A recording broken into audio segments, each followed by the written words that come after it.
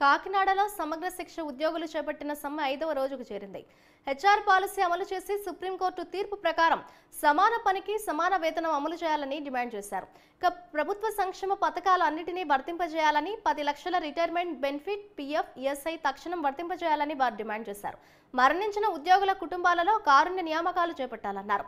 Retirement వయసు 62 ఏళ్లకు పెంచి పార్ట్ టైం విధానాన్ని రద్దు చేయాలని కోరారు. మినిమం టైం స్కేల్ అమలు చేసి వేతనాలు పెంచాలని, ప్రతి నెల 1వ తేదీన వేతనాలు చెల్లించాలనే తదితర డిమాండ్లతో సమగ్ర శిక్ష ఉద్యోగులు సమ్మె చేపట్టారు.